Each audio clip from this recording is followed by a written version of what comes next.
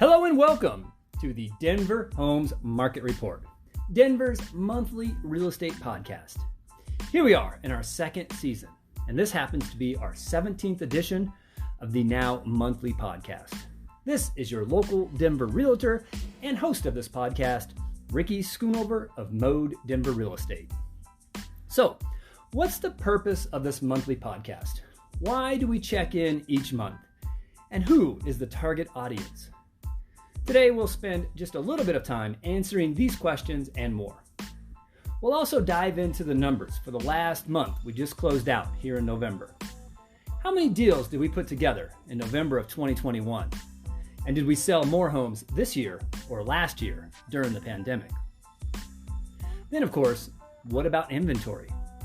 Did we have more homes to choose from this year, or did we have higher inventory last year for the same month?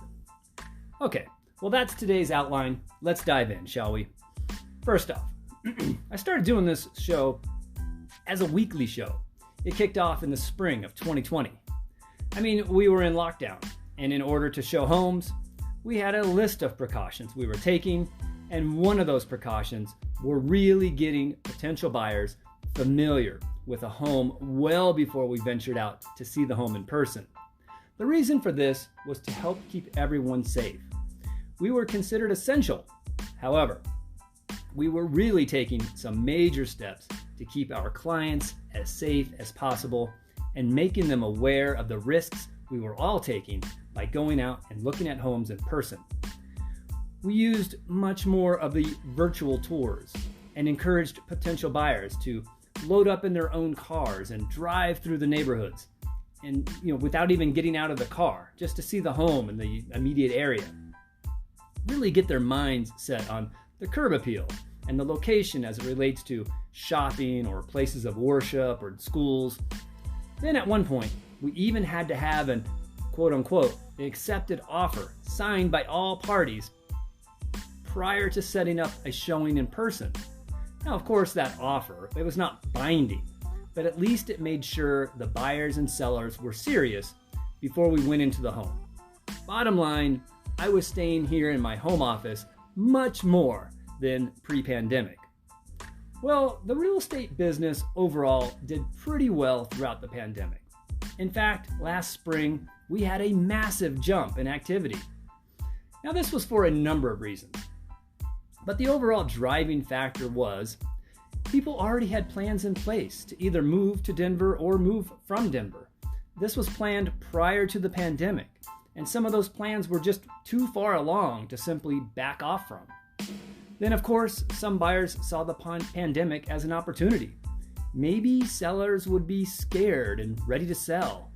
There were some buyers who all of a sudden found themselves needing more space within their homes, perhaps for a home office, or relatives were moving in and consolidating. Whatever the motivation, we had a huge influx of potential buyers who were really in the hunt to buy homes this past spring. Of course, part of this craziness was simply some would-be sellers took a more tempered approach and were holding off even listing their homes for sale until we had more information on the virus and how it was spread, and most important, how to protect ourselves. This led to a massive drop in inventory.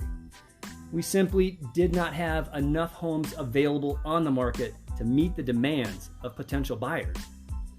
Now, I was pretty busy this past spring, and this podcast takes me about 3 days to produce and publish. So taking 3 days a week out to do this project, that was fine when I was staying home. I was not out going to happy hours or art auctions or even out to dinner. Simply stated, I had some time on my hands. However, as things started to open back up, things like our first Friday art walks, happy hours, restaurants, my real estate business has stayed fairly steady. But my social life did start to tick up a bit. I had some family come visit, we started going out to eat, or even just out in the community to help support the local businesses. And I found myself really slacky on this podcast project. I just could not find the time to keep up a quality product with well-researched topics each single week. So I took a little break. I analyzed which shows were being listened to the most. What I learned was my end of the month shows where we spoke about the current inventory and how that compared to where we were last year. And of course, the number of deals that we closed that month in comparison to the same month the previous year. Those shows were by far the most listened to. So I took that as a cue to move the Denver Homes Market Report to a monthly show, where I only needed about 3 days a month rather than 3 days each and every week. So we are now publishing the Denver Homes Market Report on a monthly basis on the first Thursday of the month, where we have all the data compiled regarding the month we just closed out and the data from the same month last year. So here we are. It's December 2nd, 2021. We just closed out November. And so as we close out today's show, we will run the numbers.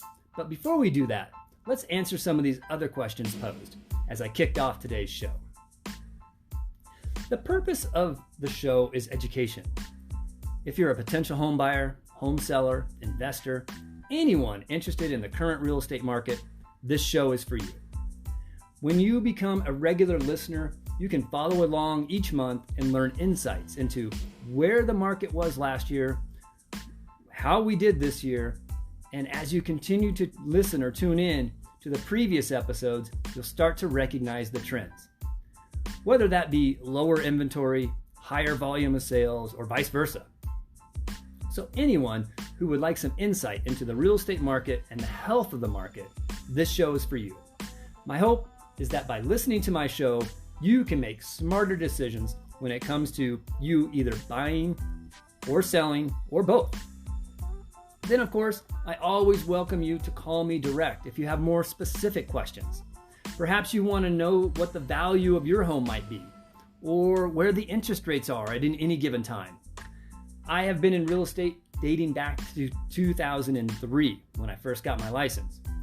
I encourage you to call me direct, 720-688-5110. I will be happy to answer any questions you may have. And if I don't know off the top of my head, I usually know where to go to find the answers, and I will certainly follow up with you. So that's the purpose of the podcast. Home buyers, home sellers, and those just overall interested in the real estate market, you are the audience for the Denver Homes Market Report. So let's go ahead and dive into the numbers for this past month of November 2021. Before I give you the numbers, take a guess. Did we sell more homes this November of 2021 or last year during the pandemic, November 2020? Then, of course, what about the inventory? Did we have more homes available for sale this year or last year? I don't even know the answer to these questions yet. You and I will discover these figures together as I dive into our local MLS. So, we'll start with inventory last year, November 2020. We had a total of 18,000 listings. And this past November 2021, we had just 8,213 listings. If you had any doubt whatsoever, we certainly had more inventory last year. In fact, more than double the houses for sale to choose from. So what does that mean for home sales? Well, last November 2020, we closed on 9,099 homes. Whereas this past November, we sold just 8,308. That ends up being almost 800 less homes being sold in November of 2021 compared to last year, the same month. That's a pretty drastic drop in the inventory, with less than half as many homes available for sale, yet we sold nearly all the homes available, where last year we only sold about half the homes we had available in that same month. So what does this mean for the market moving into 2022? Listings, listings, listings.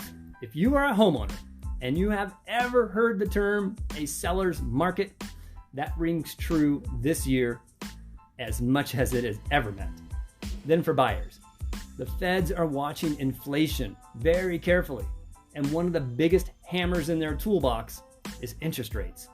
When they want to dry up money from the market to stem the tide of inflation, they start by raising interest rates. So now those long-term rates, and so a higher rate today will very well continue to affect you well into the future. So being aggressive in your home search, being tuned into the market, and knowing what homes are available, and then being prepared to act quickly and putting in an offer is going to be the key to your success. Buyers and sellers need a trusted realtor or real estate professional guiding them through this process. Okay, that's going to wrap up today's podcast. Once again, this is Ricky Schoonover of Mode Denver Real Estate. I thank you, as always, for tuning in to the Denver Homes Market Report. For links to my past shows and to check out homes available for sale, please go to my website, www.denverhomesmarket.com. I hope you'll tune in next month as we'll review the data for this month of December. We'll also review the data year to year as we kick off 2022. Have a safe and healthy holiday season.